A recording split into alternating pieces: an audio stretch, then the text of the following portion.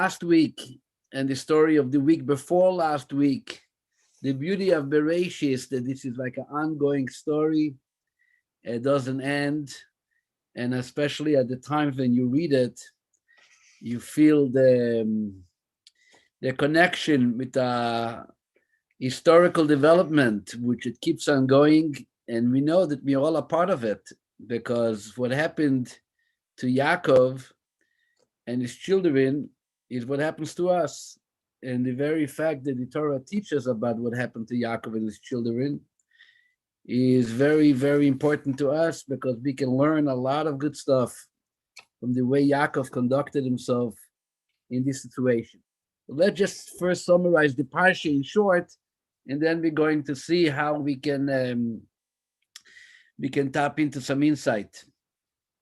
So as we remember last week, Yaakov, after spending 22 years in the house of Lavan, his father-in-law, he wasn't planning originally to be there for 22 years. It was supposed to be much shorter, but yet, starting with when his father-in-law tricked him after wanting to marry Rachel, and he ended up marrying Leah.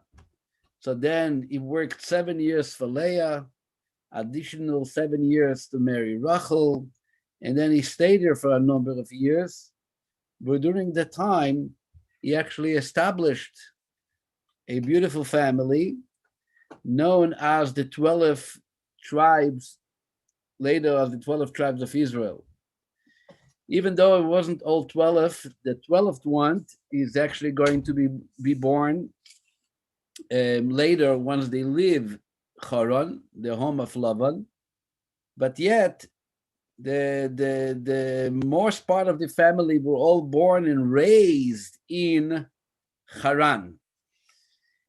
And finally, the time has arrived, and Yaakov is turning to his wife and kids and gets them all ready to leave Haran back home. Where is home for Yaakov? Home is obviously, then it was called the land of Canaan, or which we call Eretz Israel, the land of Israel. Yaakov, this week's Parsha begins, is still very concerned, even though so many years have passed, and this is 20 plus years since he left home. Yet, if you remember and you recall, which we read not last week, but the week before last week, in the end of Parshas told us, when his mother and the blessing of his father were very clear with the directions that Yaakov should not stay home.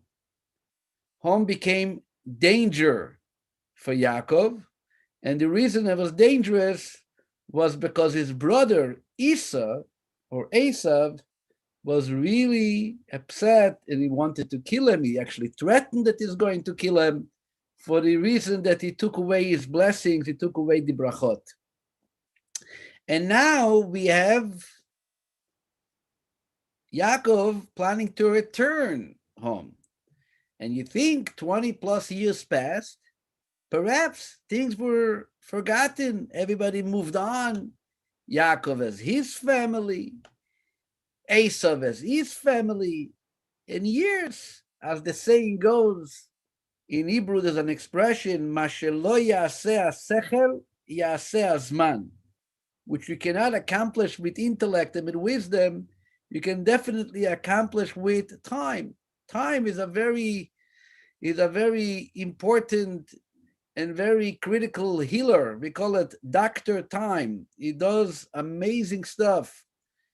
And situations that we cannot foresee and how we're going to be able to live with it and go through it. But time, it caused us to adapt and to forget and to forgive and to move on. But Yaakov knew who he's dealing with. Yaakov knew his brother. The brother, Esav, is really not so easy to be pacified with him. So the Torah begins this week's Parsha, and that's what makes the name of the Parsha Vayishlach, which in Hebrew the word shalach or lishloach or shaliach means to be sent, or one who was sent. Vayishlach means that he had sent. And the Torah begins that Yaakov sent malachim, messengers, to his brother Esav. And obviously with a message, and the Torah tells us what is the message. The message is, which Yaakov says, Ko amar avdecha Yaakov. Those who want to look it up in the Parsha, it's on chapter 32, verse 4, the beginning of Parsha's Vayishlach. Ko tomru le'adoni le'esav. So should you say to my brother, to my master Esav.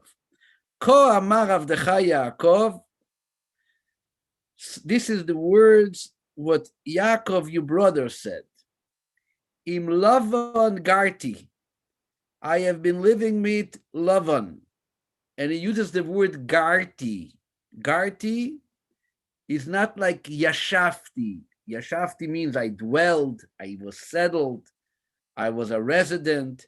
Garti is like a stranger, meaning that you don't have to be jealous for the years I spent with Lavan, because all the time that I was with Lavan, really, I wasn't settling. 20 plus years, you think, okay, he became a Horonite, and he must have had a good time. So he says, first of all, in Lavan, Garti. I lived with Lavan, but I was like a Garti, like a ger, was like a stranger. Vo'echar ad oto. And I have been delayed until now. Okay? And he mentions that I have some, I came back with a donkey, I came back with sheep, and other stuff that I brought along with me. And he wants to send it as a gift in order to find favor in his brother's eyes. They come back. Those very messengers are coming back to Jacob, and they tell him, listen, our friend, it's not happening. Your brother is fully armed, is armed to the teeth. Not only is he armed, he is ready to attack, and he has 400 men who are walking along with him. What is Yaakov's response to that message? Says the Torah very clearly, Vayira Yaakov me'od. Yaakov was very worried. He was concerned he might be killed. So he was worried. And the first thing he does, he organizes his camp, his children, his family, his multitude, there's plenty of cattle that he has along with him. He divides them into 2 camps, and the famous strategy that Yaakov takes, if one camp gets hit, I have another camp who is going to survive. And then the Torah starts and discusses, and this is the real beginning of this Parsha, where Yaakov prepares himself in 3 ways how to meet up with his brother Esav. He prepares himself with a lavish gift, and we have a very detailed description of what that gift entailed. And this is a gift, hopefully, to blindside his brother Esav. He prepares himself to fight. If needed, he will fight his brother. He gets organized with his own family to do what it takes if they're going to have to go down, if he has to go down that avenue, if he has to take that direction.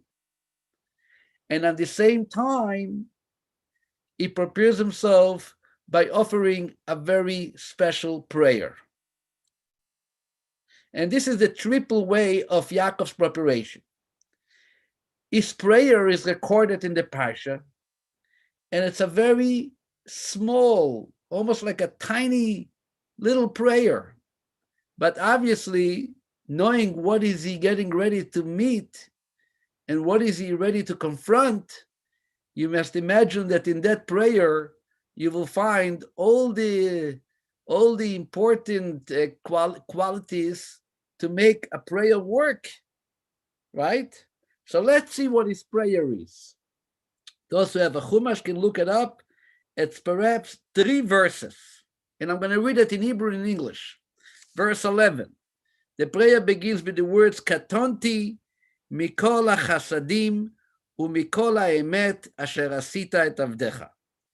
He says, my master, have become, Katonti, I have become small, mikol hachasadim, due to all the acts of kindness, umikol haemet, and the truth, asher asita et avdecha, that you have done for your servant. What does it mean I have become small? What is it important that you are small? What does it mean he became small? So Rashi says that Jacob says, I feel that my merits have become small due to the all acts of kindness and truth that you, God, the truth that you promised me, it all became truth, and you have done it for me. So now I fear that I have lost the merit to be saved from Esav. Very interesting. What is Yaakov's concern? He believes in himself. He knows that he has credit. He has credit. He has great merit. He had done a lot of good things in his life. He was a tzaddik. He was a righteous person. He was very devoted to his family, very devoted to God. And yet, when you are devoted, you accomplish and you fill up your account with merit. At the same time, Yaakov's concern was that since God was so nice to him for all these 20 years, he gave him the opportunity to build a family and to see so much nachat and so much happiness. 12 children, not in a simple place, but rather in a place like Haran. So Yaakov feels that obviously, why did he deserve all this goodness and all this kindness that God had bestowed upon him?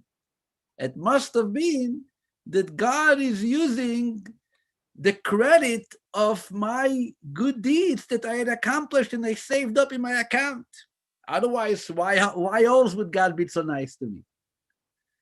So now it comes to bite him. He says, look, it was a wonderful 20 years, but perhaps I have not much left in my account that I should be able to be sure that I am protected from my brother Esav.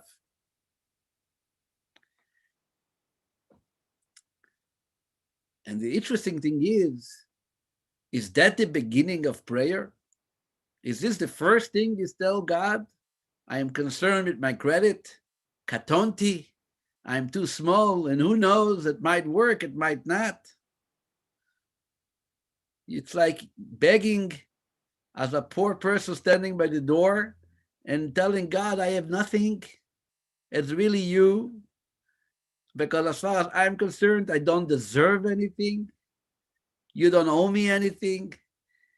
I'm asking you, my friend, is this really the approach of prayer? Think to yourself, when you want something from God, or forget about, let's move away from God. I don't want to say the words forget about God. Let's move to something to our when you ask from someone something, and you really want the person to help you and to provide for you, you can turn to that person and say, before I start, you don't owe me anything. Really, you have nothing that I have nothing done that I deserve to get it from you. But yet, do me a favor, be nice to me. Or you can come and try to convince them that really, and it's for the better purpose and for the good for me and for you, that you should take care of me. Is it so important to turn as a beggar, as a selfless individual who has nothing, who doesn't deserve? I would assume that you can make a greater impact if your approach would be, or your pitch, so to speak, rather, should be that, wow, look, I am Yaakov, and I am the son of Yitzchak, and I am the grandson of Avram, and you know what I did for your sake, and I am my father. You know, a Jewish prayer starts every morning. The reading of the prayers, if you look in the Siddur, the introduction is with the story of the binding of Isaac. It's called Akedat Yitzchak. That's how we read our prayers. And why do we read it every single day? It's not a story what happened every day. It's a story what happened once. We read it every single day for the very same reason that the story of the binding of Isaac is the Torah reading of the first day of the Jewish New Year, Rosh Hashanah. Every holiday has a Torah reading. In addition to the weekly Torah Parsha, we have selected readings which is only read during holidays. And obviously, the reading of the holiday is something related to that which takes place on that very holiday. So on Passover, we're going to read about the story of the Exodus. On Shavuot, we're going to read about the Ten Commandments, the revelation at Sinai. At Sukkot, we're going to read about Sukkah. What am I reading on Rosh Hashanah? It's the beginning of the year. Wouldn't it be appropriate to read about the story of creation? Bereshit bara Elokim et hashamayim v'et haaretz, that God created the world. That's what happened on Rosh Hashanah. It's the first day celebrating the creation of the world. But yet, what are we reading on Rosh Hashanah? The traditional Torah reading of Rosh Hashanah is the story of Akedat Yitzchak, the story of the binding of Isaac. And our sages tell us why. And you know what they say? They say that on Rosh Hashanah, being also a day of judgment, we need to bring up the values and the credits that we owe and we have from the beginning of time. A day of judgment, you want to make sure that you find favor in God's eyes. And you have to bring up some accomplishments. So what is the greatest of the accomplishments as far as the Torah is concerned? One of the biggest stories is the story of Yitzchak being ready to be offered on the altar by Avram. I mean, now we all know it was a test. We already read the story 2 weeks ago. But originally, there was a very scary moment. God is telling this man, Abraham, to take his son, who he had waited so many years together with his wife Sarah, until he finally gave birth to Yitzchak. God says, take him and slaughter him. Slaughter him. We are now laughing because we know that it was just a test and God never meant it and it worked out so beautifully. But originally, what was the story of Akedat Yitzchak? The story was that God says, take your son, your only son that you love, Yitzchak, and slaughter him for my sake, because I asked you to do it. Avram is ready to do it. Yitzchak is ready to do it. And this became such an important story that till today, on Rosh Hashanah, on the first day of the year, when we are all looking, where can we tap in with some type of yichus, some type of credit, telling God, come on, you owe us, so to speak, because my grandfather was so devoted to you and my family did so many great things for you. So what story am I using? We are using the story of the binding of Isaac. Yet from that came the custom that every single day, if you open every traditional prayer book, some of us might not be so aware because this is read personally before the formal community prayer starts. Community prayer starts about 20 pages later. Hodu Lashem Kiru Bishmo. but there's a lot of readings that we do before we start our shul services, right? So the Torah tells us that, the custom became that every single day we start a day by reading what Yitzchak and Avram went through at that Akedah. And the reason for this is the same reason that we read it on Rosh Hashanah. We're going to remind ourselves, and we want to remind God, so to speak, before we begin begging for everything else. We are not just a bunch of schleppers of nobodies who are coming to you like poor people and asking you for some type of donation. We are coming to you on the shoulders of Avram and Yitzchak. We deserve you respond, because we are the ones, the descendants of the one who was ready to give his life over towards you. I look at that personally and think that makes much more sense. It's a nicer way to introduce yourself before God. But yet, when we're reading the prayer of Yaakov, how does he start? His first words, Katonti, I am so called a nebach. A nebach in Yiddish means, unfortunately, I have nothing, I don't deserve much. But at the same time, he continues, Hatzileni na miyad achi miyad Esav. Please save me from the hands of my so-called brother, from the hands of Esau. Ki yorei onoichi oisei, for I am afraid of him. Pen yavo veikani ema banim, he might come and strike me. And even a mother with her children. And he turns to God and he says, finally, here comes the beautiful words that God told them, and he reminds them, Ve'ato amarto, and you said, he turns to God, you said, Heitev heitiv imach, I will do good to you. Ve'samti ezaracho kechoil hayom, and I will do good to you in a way that you make your descendants, they're going to be so many of them as the sand of the sea, asher lo yisafer meroiv, which cannot be counted because of their great number. This is what he tells Hashem. That, by the way, that it became one of the Hasidic songs. Ve'ato marto eitev heitiv imach, ve'ato marto eitev heitiv imach, because it's such good words. You said that you're going to do good to me. You said you're going to give me. So it's a very inspiring verse, which it's even more inspiring when you sing it. Matter of fact, in the traditional prayer books, we say that verse every Saturday night as a way of starting the week. Ata amarta. Ata amarta means in Hebrew, you said it's going to be good. This is the prayer of Yaakov. So again, you see a very interesting combination of concepts. He starts up, katonti, I am small, I'm humble. He continues, number 2, with the ask.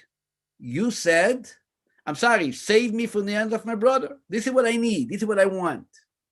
And it's followed by using some proofs, so to speak, that you actually owe it to me and I deserve to be answered in a good way by you. This is the first expression of prayer in a so-called a textual prayer that we find in the Chumash, is in the words of Yaakov, of Yaakov here.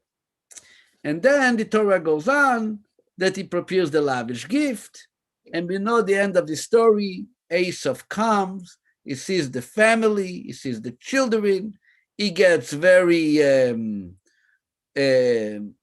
overly emotional to see so many nephews and a niece and children and small children, and he decides he's not going to fight. Matter of fact, he invites Yaakov to come join him to Seir. Seir was the place that later in the Parsha we find Esav actually settling in Seir. It's on the south of Israel. And Yaakov says, I can't, with so many kids, with wives, it's going to be very difficult to get as quick as you want to get there. One day I will come to Seir. And this is, by the way, one of the prophecies at the end of times. Jacob will arrive in Seir just to finish up the business that we have with Esav, which is another story. We actually also say it in our prayers every day at the end of the Song of the Sea. Ve'alu Moshiim behar Tzion lishpot et ar Esav ve'ayta l'Hashem hamlucha. That after the coming of Mashiach, we're going to come up back to the Mount Esav, and at that time, Esav is going to be judged for everything he and his descendants had done to the Yacovites, and that's going to be the time when Hashem's kingdom will reign over the universe. This is the story of the Parsha. That story obviously continues with Yaakov's journey, making his way to Israel. Making his way to Israel is not easy. He finds an angel. He struggles with the angel. There is a all-night fight between him and the angels. One of the very esoteric stories in the Chumash. He ends up with a new name that morning.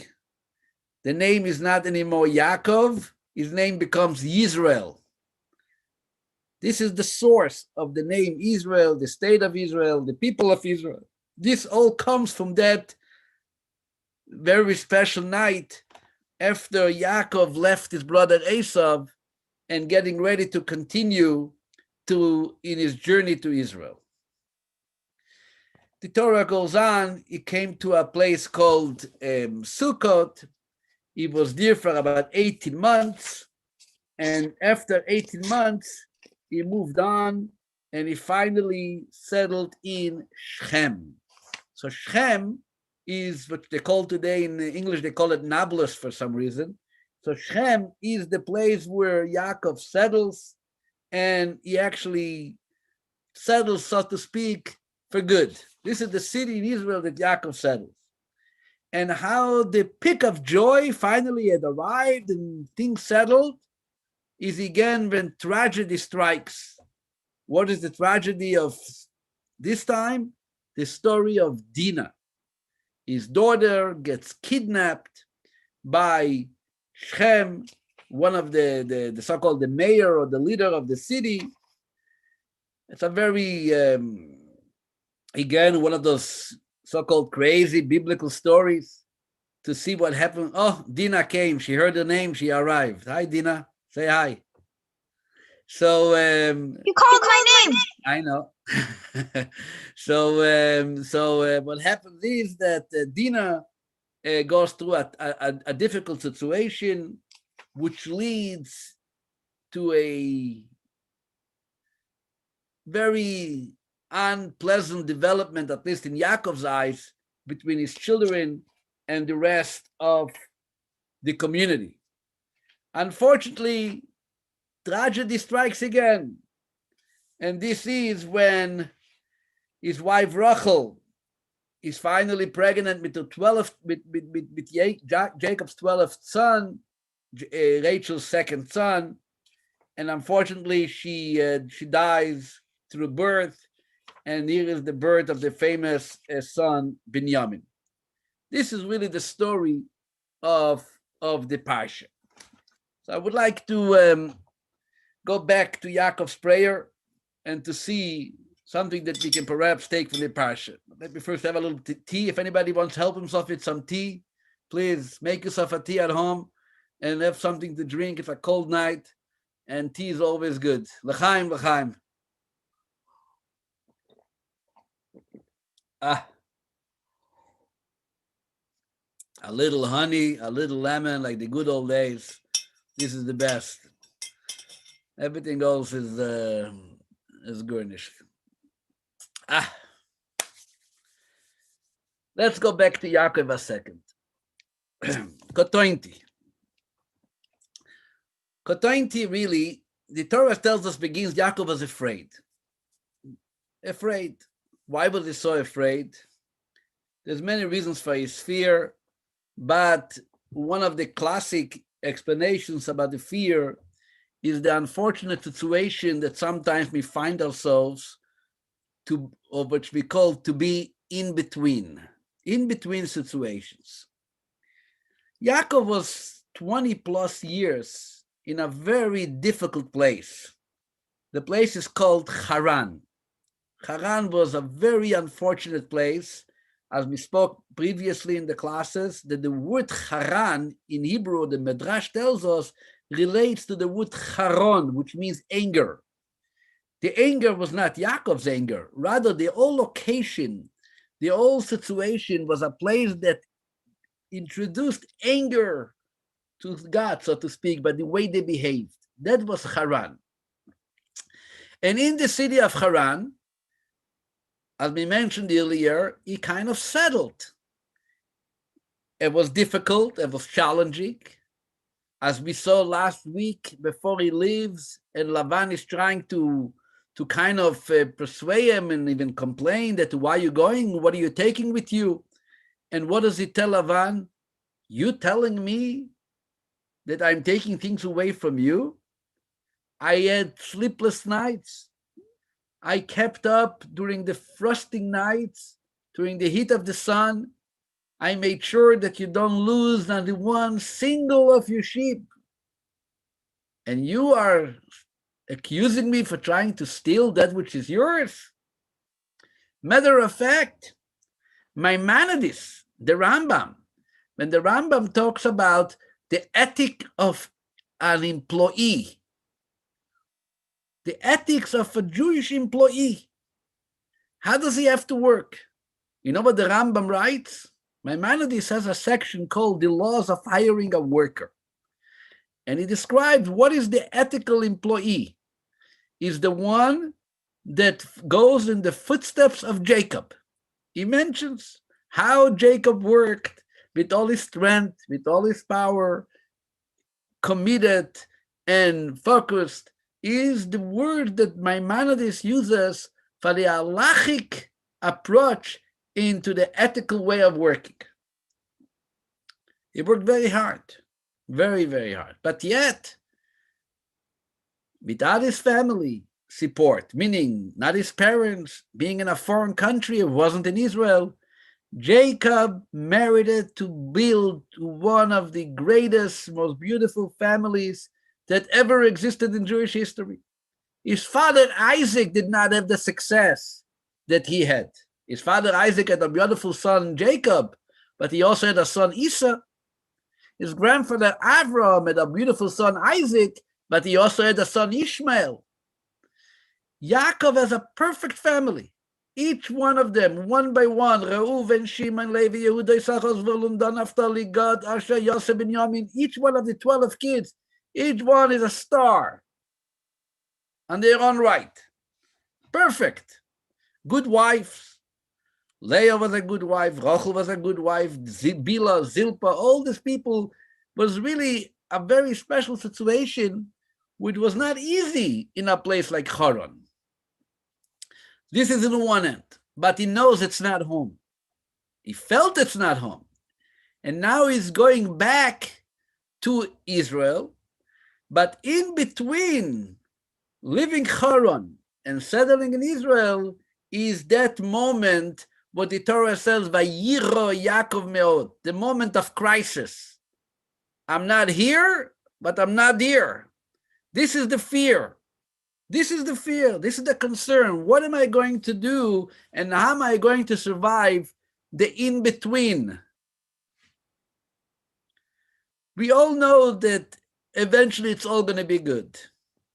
And we also know that in the past, we look back and we say, oh, it was actually not so bad, it was good. It's always this moment, this very short period of time, which is God willing coming to an end. Where is that going? How was that? How's that going to be? How am I going to survive? How am I going to make it in this very challenging time?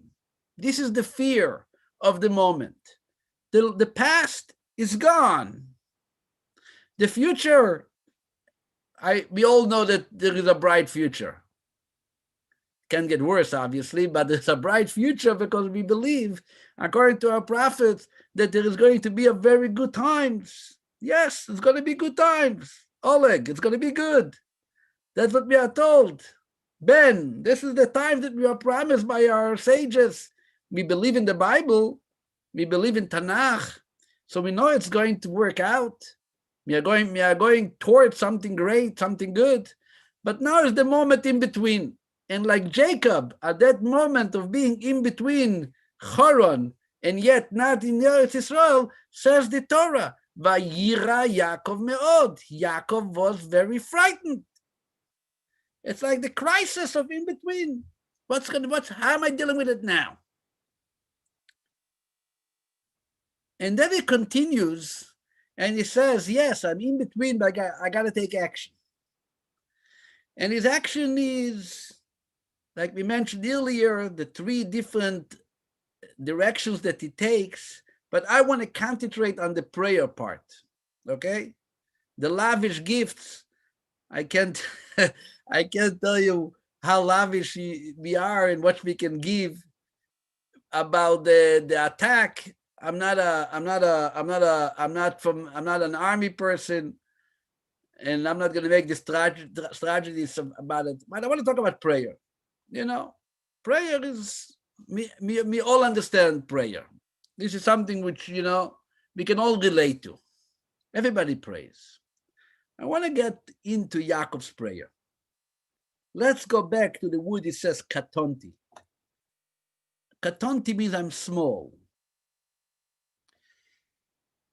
Yaakov is not the first one who, when God approaches him and he tells him things are going to be good, but you have a mission, he decides, I think I'm small. We know, for example, Moses, the great teacher Moshe Rabbeinu. God told him, I want you to go and take the people out of Egypt. I want you to get involved in it, right? I want you to do it. And yet, what does Moshe say? Me? Ich bin gar nicht. I am nothing. I can do it. It's not for me to deal with it. By the way, on this topic, there's a very nice article. Those who go on Chabad.org, there's a very nice article of the late Rabbi Jonathan Sachs, who just passed away a few weeks ago, talking on that very specific topic, the fear which potential leaders and ultimately great leaders had when they were introduced by God for a certain mission. But this is a common thing that we find by Moses, and the famous commentary, Rashi's grandson, Rashbam, brings another one, Jonah, which we read on Yom Kippur, the story of Jonah and the whale. God sent him on a mission, and he kept on disappearing, trying to say, no, it's not for me, I don't want to do it, get someone else. Who am I to try to inspire the entire city of Nineveh to come back to you? Not me. Yaakov says, Katonti, it's not me. I'm small. But you know what? This is exactly where we want you to start. The beginning is Katonti. But the only issue is if we give in to that fear, or despite the fear, or knowing that I have what to be afraid of, I'm saying I am still going to give myself a chance. And this is exactly what Yaakov is doing. Katonti, I'm small, I'm afraid. If you're afraid, so shut up and that's it. Run. He doesn't do it. He says Katonti. He starts off by saying, I am afraid. But at the same time, a moment later, he says, please, Atzileni na, save me. How they say in good old Russian, Zhid davai grosha, right? Give. You owe me. You owe me. Why can he turn to God with such a request? Is only because he feels that perhaps I don't deserve. It's that value of humility and humbleness which really made Jacob the success that he had with his meeting with Esau. It is really that humility and humbleness which gave Moshe the privilege and the ability to become the one responsible for the exodus of the entire people of Egypt and then leading them for 40 years through the desert. It is that value of Katonti. And if we go back to our own personal lives and our own personal prayers, what is the first thing that we say every single morning when we open our eyes? Mode ani lefanecha melech chai v'kayam.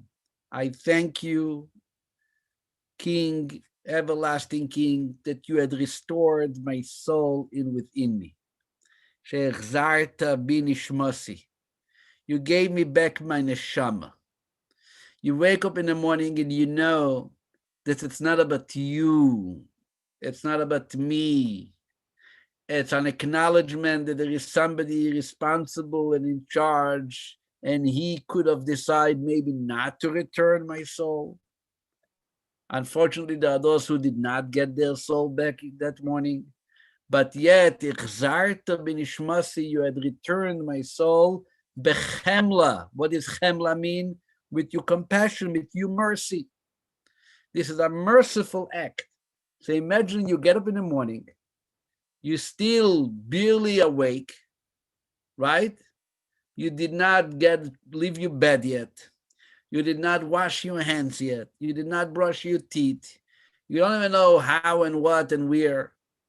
You're still like trying to find, your body parts all together, right? Trying to organize yourself and scratching your head and deciding it's the time to wake up or not. If you sleep, right? If you're not like the other 90% of Americans who don't sleep. But if you, Baruch Hashem, have the opportunity to sleep and you get up, so what do you do? What do you do? What is the first thing a Yid does? What is the first thing that we do? Moide ani lefanecha. The moment you wake up, you say, it's not about me. I am garnished. I am only something because you decide to make me into something. And when you get up with that attitude, then you know that you can turn a few minutes later, once you had your coffee and you wrap your tefillin if you're a man, or you say your prayers, either if you're a man or a woman, what do? Then you can start talking to God. Talk to him about this and talk to him about that. And you can even ask him and demand by him that you want to have a good day, a successful day. But it all starts with the admission, with the submission, with the acknowledgement of Moide ani lefanecha. And it's not being humble means, God forbid, that you are a beggar, that you have nothing. No, this is the wrong attitude in acknowledgement. Some people are afraid to say thank you. There's a fear, a natural fear of acknowledgement. And it makes sense logically. Because the moment you thank someone, that means that you recognize that you couldn't do it on your own. Or at least you did not do it on your own. Somebody did something for you. So you're not this old macher, right? You're not this accomplished individual. You need others to help you and assist you in order to make sure that you get what you got. This is natural. But when it comes to thanking God and acknowledging that He gave you back a neshama, is not to put you down, to say, "Oi, I couldn't do it without you." The opposite. This is the greatest charge. This is the greatest inspiration to know that somebody trusts you, ready to give you a dose of life called a neshama, because he believes in you that you are going to make with that energy something good for yourself, for the universe, and for your purpose and creation. You can get up, and if we are all really into it, we can get up dancing every morning to be happy. What are you happy? Nothing happened yet. Why are you happy? Maybe at the end of the day, you look back and you said, I accomplished, I'm happy, or I didn't, and then I'm not so happy. But in the beginning of the day, why are you happy? This is the greatest happiness. You get up in the morning and you know that God gave you another day. He trusts you with another opportunity to try to make the best out of this day. So you say, Mode'ani lefanecho, you sing it. You don't just say it. You sing it. Baruch Hashem. Thank God. Thank God. We feel rich and cherished and excited that we were entrusted yet another day with a neshama, with a soul who is going to give us a full day, God willing, with opportunities. And God willing, we will take advantage of these opportunities, make it happen. So in one end, and this is the paradox of the Mode'ani. In one end, the Mode'ani says, I am small. I don't have. I need you to give me in order to survive, in order to be sustained. In the other end, the Mode'ani is that I am privileged, that you are the one who gives me and trusts me that I am going to be providing something good for you. And that's what happened to Jacob in this Parsha. Jacob says, Katonti, I am small, I lost my credit, perhaps I already utilized everything, and who knows? That making himself humble created the opportunity for him to become a receptacle to get up there and say, okay, it's not about me, it's about you, so let's see. What can you provide for me? What can you give me? There's actually a miracle happening in this week's Parsha that sometimes by reading the verse, we don't even notice it. But let's get a little more tea before it gets cold. And tea is only good when it's warm. Sorry.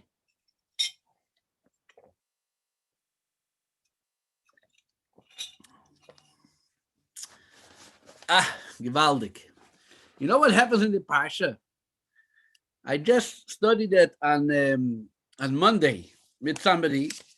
We are reading the verses, and suddenly it dawned on me that, who knows how many years I'm reading the same Parsha over and over and over, and I never realized that what the verse tells us. And I see that that's so obvious, and Rashi explains it, and somehow I never paid attention. This is what the verse says. Those who have a Chumash can look it up. It's on chapter 36, verse 6. This is already after Yitzchak passed away in the age of 180. Also, another death in the family this week. Rachel dies. Yitzchak dies. And the Torah says a verse that talks about Esav and his offsprings and his wives and his children. It says verse 6. Vayikach Esav es nashav. Esav took his wife, his sons, his daughters, all the people of his household, his flocks, all his animals, and all his property that he had acquired in the land of Canaan, and he went to find another land, due to his brother Jacob.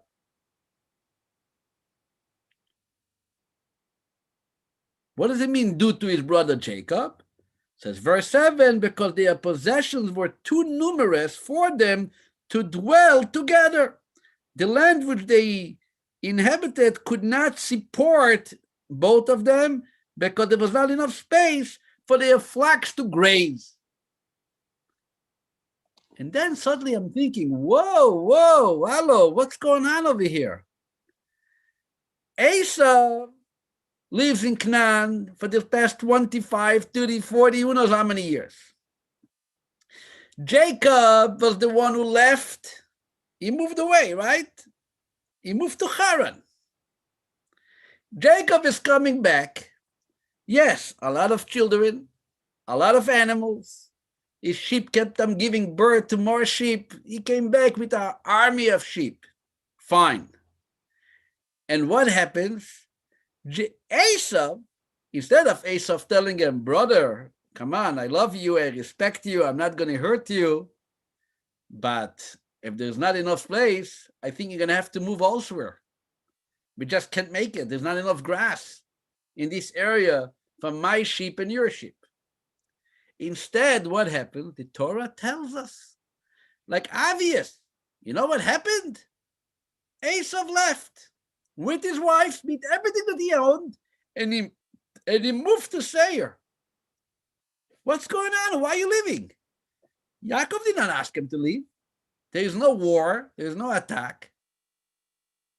Yes, suddenly you pay attention, you look at this verse, and I tell myself, this is exactly what's going on. You see what that little prayer, 2 verses of prayer, look what it has accomplished. Not only wasn't he attacked by his brother, he got much more than he asked. He's coming back to Israel, and imagine, they all leave. They all decide to leave. We don't want to be here. Why? Because you deserve it. You have sheep. You don't have sheep. I have sheep, but you have more. And therefore what? What? This is the response of prayer. The response to Yaakov's prayer was not only that he got what he asked, he got even more than he even expected. That's really a miracle. And I'm not sure till this moment why for 50 years I'm learning Chumash or less, and I didn't realize, and I didn't see anybody making a big celebration of this miracle that Esau suddenly departed. And I still don't know, by the way, till this moment, what happened there. I know he left, and I studied some other commentaries that he really saw that Isaac has more sheep than him, and therefore he left. But still, what's going on? This is home for you. This is home for you, for Esau. I have one answer. One answer. The power of prayer, the tefillah of Yaakov. When Yaakov got up there and he turned to God and he said, Katointi, I am afraid, I am small, but at the same time did not stop there, but he continued asking and realizing that the only one who can help him at this moment is God Almighty alone. He's the one who can help him. He's going to answer him. He's going to protect him. So at that point, Yaakov starts up his prayer, just save me. But he turns to God and he says, you didn't only say you're going to save me. You told me you're going to also save me in a way that it's going to be good. I'm going to have children like the sand of the sea. And this takes us to understand something else what happens in this Parsha. If you look in your Chumash, very interesting. When Jacob arrives to Israel, which has been said before, the first place he arrived was the city of Shechem. So if you turn to chapter 36, verse 18, what does it say? Vayavo Yaakov Shalem, Ir Shechem. After 18 months that he spent in Sukkot, Yaakov came Shalem. What does the word Shalem mean in Hebrew? What does Shalem mean? He came complete. He came to Shechem complete. So Rashi said, what does it mean he came complete? He didn't come in 2 parts. He didn't come in 3 halves, in 2 halves. What does it mean Yaakov came Shalem? Shalem in Hebrew means he came all. Says Rashi, and it's quoted in the Talmud, and it's quoted in every Medrash, that says that Yaakov came Shalem, he came all in health, all in Torah knowledge, and all in wealth. You think arriving in Shechem, especially after 20 years working so hard, and a few weeks earlier having the struggle with the angel who gave him a good zets on his thigh, right? So you think he's going to be limping. He was limping. And he was going with a bent back. Only until he came to Israel. The moment he arrived in Shechem, he was walking straight. He was walking like the healthiest human being. You think after giving such a lavish gift to his brother, he would have probably lose some of his wealth? Says the Torah, no, what are you talking about? In this short period of time, the sheep kept on producing so many other sheep to the way that everything that he gave away was returned. Shalem, he came back perfect. You think if he was in Lavan and traveling and schlepping along kids and wives and animals, he would have forget everything he had learned because we know that he spent so many times learning. Shalem, he was perfect, he was all, nothing was missing. Another miracle. Did we ever celebrate that miracle? I'm looking on this psukim and I'm thinking there's so many miracles in the simple reading of the verse, and nobody is making a big deal about it. There is no party, there's no celebration. What's going on? The answer is very simple. We all know that he prayed and he asked God to keep his promise, and God did promise him. Remember last week when he left Beersheba, what did God tell him? I'm going to be with you. I'm going to watch you. And I'm going to return you. You remember those verses? If you remember those verses, and now that Jacob is telling God, that's what you told me, and he prays for that, for the materialization of that blessing, obviously it takes place, it's happening. And this is what the Parsha tells us. So what is the bottom line? We're coming in the end of a beautiful Parsha that I'm sure everybody has the opportunity to study and to learn. What is the bottom line of this Parsha? 2 points. Point number one is katainti. It's okay to declare yourself, I am small. But not that you're small and therefore you don't deserve. The opposite. I am small of what I own, and therefore I'm in your hands, and therefore I get and I deserve even more. I am small on my own right, but I am very big and large and accomplished because of what you trust me, what you give me. And therefore comes point number two. It's good and it's important to turn and ask and remind Hashem what you owe us, what you promised us. It's not the time to be quiet and stand on the side and watch how things will unfold. We, each and every one here, has an opportunity and a responsibility to daven and to pray and to tell God, we deserve better. Everybody deserves better. Old people deserve to meet with young people. There's no reason, it absolutely doesn't make any sense that 60, 65 years old should not be able to be together with their children and grandchildren. This is a bunch of nonsense. I don't mean legally nonsense. I mean ideologically nonsense. Doesn't make any sense. From the beginning of creation, the way God created the world is that children and grandchildren are meeting with their grandparents and great-grandparents. This is the normal way of life.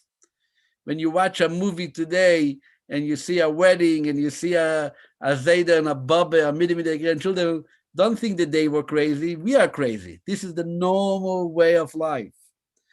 Then every wedding has to have at least 1,000 people, and you and you have to dance. And what you see, small little weddings, because that's what we have to do in order to keep our health, is absolutely not normal. We have to keep to it because we have to watch, we have to make sure that nobody's endangered. But at the same time, we have a responsibility and obligation to tell God, you don't want it to be this way. In your own Torah, you want us to have very celebrated weddings. In your own Torah, you want us, the children should come over to their grandparents to learn from them the way of life. This is how tradition works. Zaydas and Babas are sitting together with their great grandchildren and deliver the story.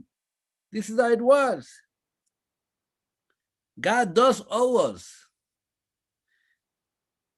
And He's going to respond. You have to go over with the faith, with the emunah, with the strong conviction and believe that we are going to be answered. It's going to happen quicker than we think. It has to happen because that's what we were promised. We were promised that we are going towards the good life, towards the life of redemption. Can't just now take a break? A little glitch. Every computer has a little glitch. But you don't get stuck with a glitch. You call up your company or your friend in the community and you say, something got lost, and it says, okay, let's do a restart. Let's this, that, maybe a little update. But who gets stuck with a glitch? Obviously, it's not going to get stuck here. So may Hashem help that from this Parsha, just like Jacob overcame Esav, we should overcome. Corona is another little Esav. They used to call him Esav, now they call it Corona, COVID-19. This is all little names. It's all sharing the same ideas, the same insights. So we should, God willing, get over it. And just like the victory was then, and like we just read, the great miracles, Esav suddenly disappeared without being asked. Corona will suddenly disappear. That's what's going to happen. But we have to daven. We have to daven. I have to daven better. We all have to daven better. And God willing, the prayers will be accepted. With this in mind, I want to conclude. I see our friend Arnold is here. Tonight, the 17th of Kislev, we very finally remember it's the yahrzeit, the anniversary of passing of the late Rita Mannering, Rivka Bat Ze'ev, the wife of Arnold, a very, very special woman. We all had the privilege for many years to enjoy the presence of Rita in a very special way. She was what we call a real lady, okay? A real lady. She's like, she didn't have to say anything. Your presence already created an atmosphere of respect and good feeling. May she be a good advocate for her husband Arnold. I know when Rita passed away, we went to visit her grave later, and Arnold was there, and I told her, she was in the grave, but Arnold heard it. I told her, I know you need a break from Arnold, and it's okay. And she gave him a nice break, and we hope that the break will come to an end for one reason, because we're going to see the coming of Mashiach, and as our sages in the Torah tells us, by the coming of Mashiach, they're all coming back. So Arnold, clean the house, make sure that the bed is made, because Rita doesn't like a messy house. So make sure that when she comes back home, she finds it the way ready for her to be able to enjoy it. If not, she's going to have to come to the rabbi's house. And not that I have a problem with that, but either way. You can unmute yourself, everybody, if you want to say something. I'm not sure how to do it. Who is in control of this on the Zoom? Oh, one thing, a message, important message. What's the message? Next week, Wednesday, we're also going to talk about Hanukkah, and we're going to get ready for Hanukkah. Hey, Bernard, good to see you. I'll be getting ready for Hanukkah. There is going to be a special class for Hanukkah, And please look at your emails. By tomorrow, you should be receiving special information about the Hanukkah programs and what we can do in these particular times of COVID. There is going to be a very special Zoom Hanukkah celebration on the Saturday night of Hanukkah, a week from this Saturday night, that we're all going to light together the menorah as a community on Zoom so we can all see each other lighting the menorah. And then we're going to have a very special presentation by different speakers and music so we can enjoy together a Hanukkah celebration in addition to other things. So please make sure that you get your emails. Other than that, Laila Tov, good night, everybody. Those who want to leave can say good night. Those who want to stay and hang out, you can do that too. And it's perfectly nice to see you all. Thank